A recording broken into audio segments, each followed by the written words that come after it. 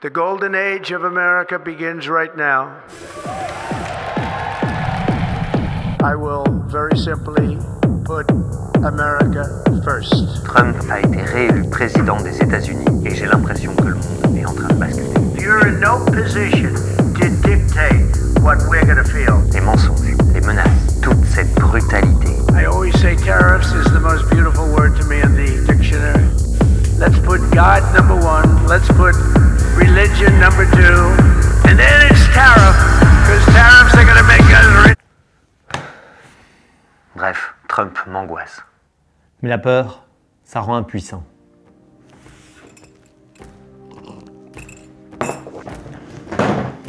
Aux États-Unis, ils ne se laissent pas faire. C'est Laura Leon Fanjoul qui me l'a dit. Laura, elle est présidente du PTB en province de Liège. Et elle revient des États-Unis où elle a rencontré des syndicalistes et des jeunes prêts à se battre. Trump peut sembler fou et imprévisible.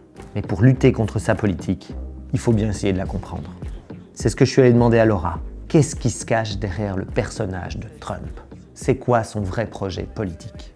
Bon Laura, Trump a été réélu, il a déjà annoncé des millions de dingueries et moi je dois avouer que ça me fait peur pour le futur. Alors toi, t'as été aux États-Unis, comment est-ce que t'as vécu ça de l'intérieur? Je comprends que ça t'inquiète. Les mesures qu'il a déjà proclamées depuis son élection sont assez dingues. Je suis partie là avec plein de préjugés en fait. Je crois que des préjugés que beaucoup d'Européens ont sur les Américains, des individualistes qui pensent qu'à s'enrichir tout seul, etc. etc.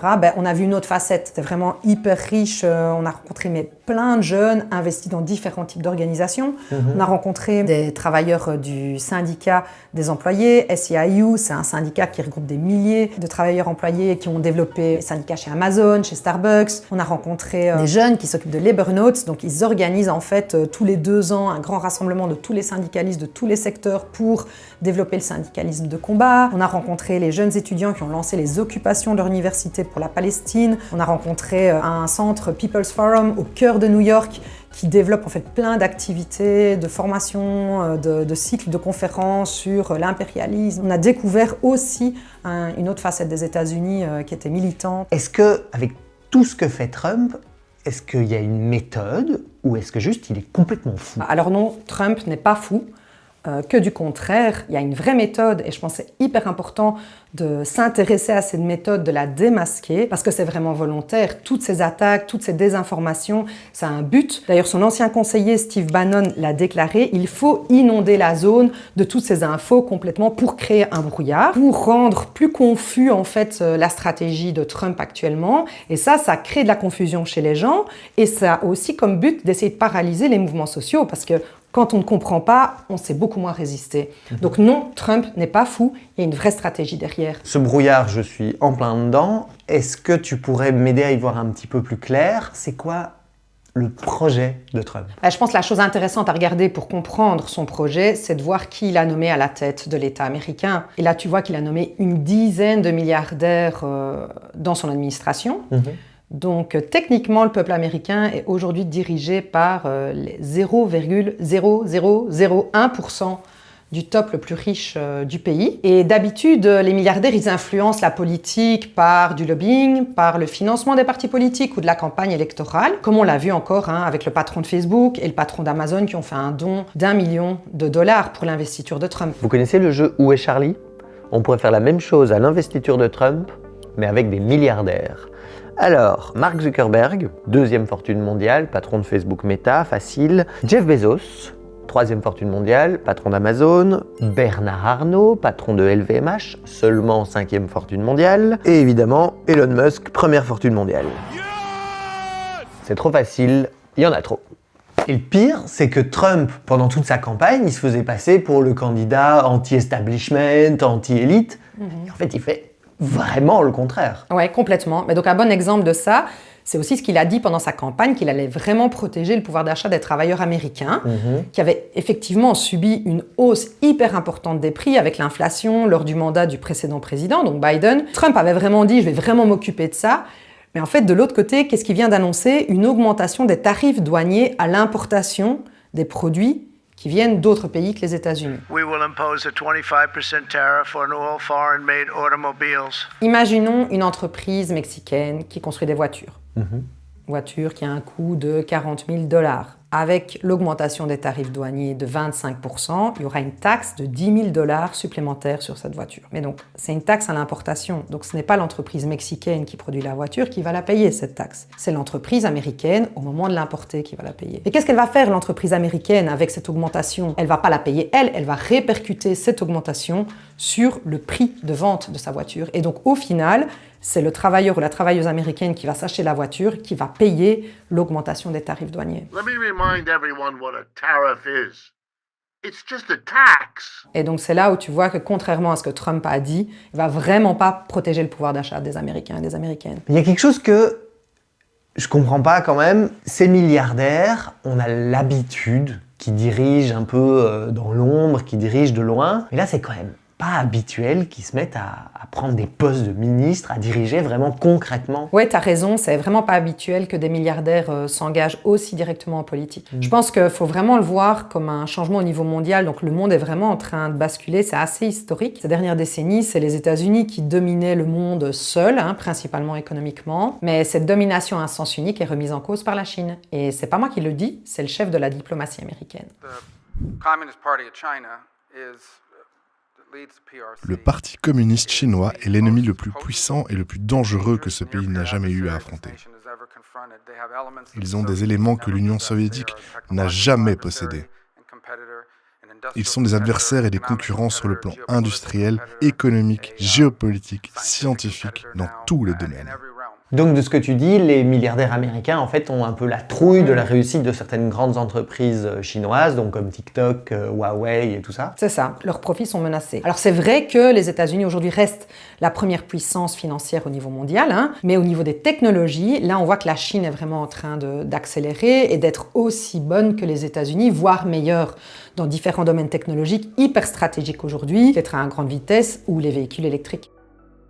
La technologie américaine, c'est le top du top. On a tous une image idéalisée de la Silicon Valley, Google, Apple, Facebook, toutes ces startups hyper cool qui développent les applications qu'on utilise au quotidien. La dernière grande révolution, c'est l'arrivée de ChatGPT. Les États-Unis ont développé leur IA, leur intelligence artificielle, à coût de centaines de millions de dollars. Pour être sûr de conserver leur leadership technologique, les États-Unis ont bloqué à certains pays l'accès aux puces les plus avancées pour développer l'IA. Sauf que patatras, voilà qu'arrive DeepSeek, une startup chinoise. DeepSeek a non seulement développé une IA aussi performante que ChatGPT, mais en plus elle l'a fait avec 5,6 millions de dollars, c'est-à-dire à peu près 20 fois moins que les Américains. En plus, elle est plus rapide, totalement gratuite pour les utilisateurs, open source et elle consomme moins d'énergie. DeepSeek a vraiment montré la faillite du système américain du toujours plus.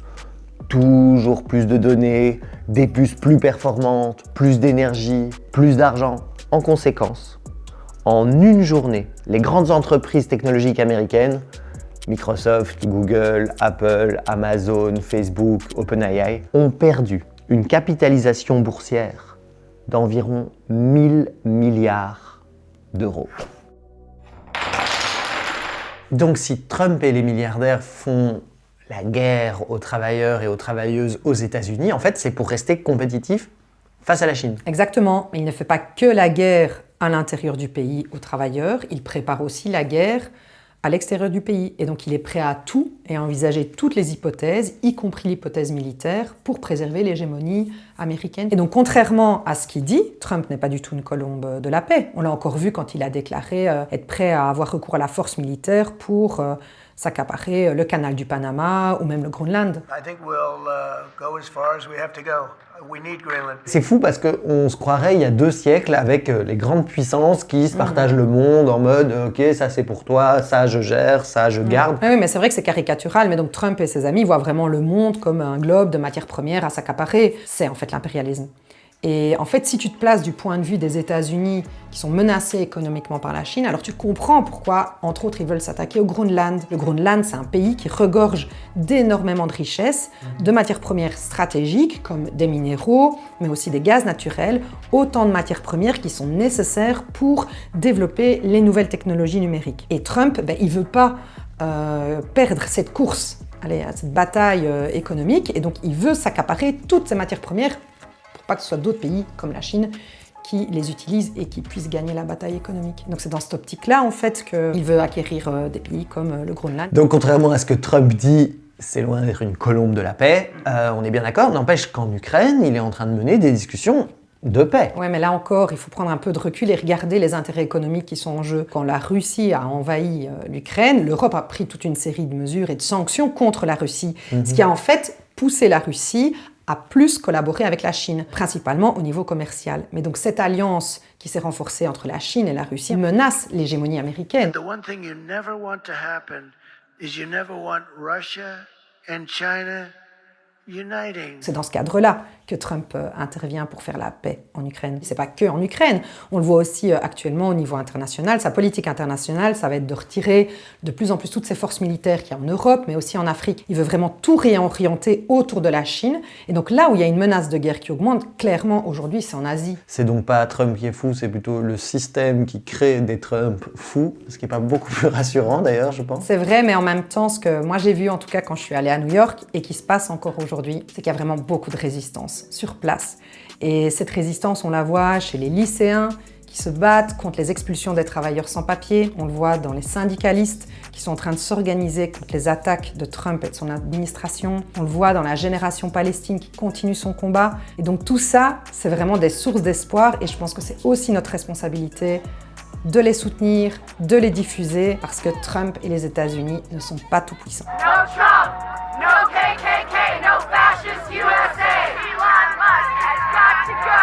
Democracy is here to stay. No dictators in the USA. Merci d'avoir regardé et à bientôt pour un nouvel épisode de C'est quoi le truc ?